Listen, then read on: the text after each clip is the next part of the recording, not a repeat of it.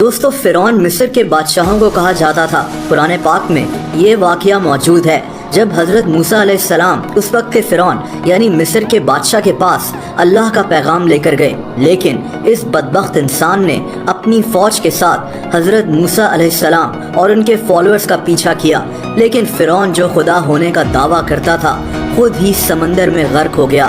یہ تقریباً 3000 سال پہلے کی بات ہے۔ دوستو اس کے بعد سمندر نے فرعون کی لاش کو اٹھا کر باہر پھینک دیا۔ فرعون کی لاش کو کسی آدمی نے کنارے پر دیکھا تو اس کی لاش کو اس کے محل میں پہنچا دیا گیا، جہاں اس کی لاش کو مسالے لگا کر ایک ممی بنا دیا گیا، جیسا کہ اس دور میں ہوتا تھا۔ غور طلب بات یہ ہے کہ اللہ تعالیٰ نے قرآن پاک میں فرمایا کہ فرعون کی لاش کو ہمیشہ کے لیے محفوظ رکھا جائے گا تاکہ یہ آنے والی نسلوں کے لیے عبرت کا نشان بن سکے۔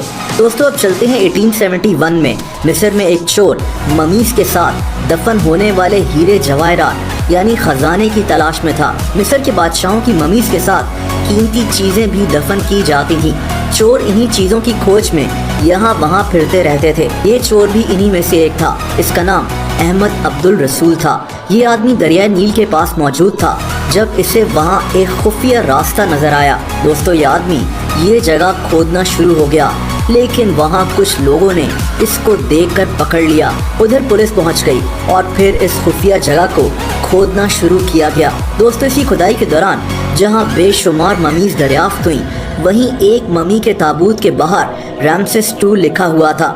اب یہاں انٹرسٹنگ بات یہ ہے کہ تقریباً سارے ریسرچرز نے مانا کہ یہی دراصل وہ فرعون تھا جس کا ذکر قرآن پاک میں موجود ہے اور جو سمندر میں غرق ہو گیا تھا۔ یہ بھی کہا جاتا ہے کہ سمندر میں مرنے کی وجہ سے اس کی لاش پر ابھی بھی سمندری نمکیات موجود تھیں۔ یہ ایک بہت بڑی دریافت تھی، کیونکہ قرآن پاک میں اللہ تعالیٰ نے فرمایا کہ فرعون کی لاش کو محفوظ کیا جائے گا تاکہ یہ نشان عبرت بن سکے۔ دوستو اس کی ممی کو دیکھنے لوگ دور دور سے آتے رہے۔ یہ ایک بہت بڑی خبر بن گئی تھی، لیکن اب سوال یہ پیدا ہوتا ہے کہ ہزاروں سال بعد فرعون کی اس ممی کا پاسپورٹ کیوں بنایا گیا؟ پہلے تو یہ جو پاسپورٹ آپ دیکھ رہے ہیں یہ اس کا اصل پاسپورٹ نہیں ہے، یہ صرف ایک ڈمی ہے تاکہ لوگوں کو بتایا جا سکے کہ فرعون کا پاسپورٹ بنایا گیا تھا۔ لیکن اس کا پاسپورٹ بنایا کیوں گیا؟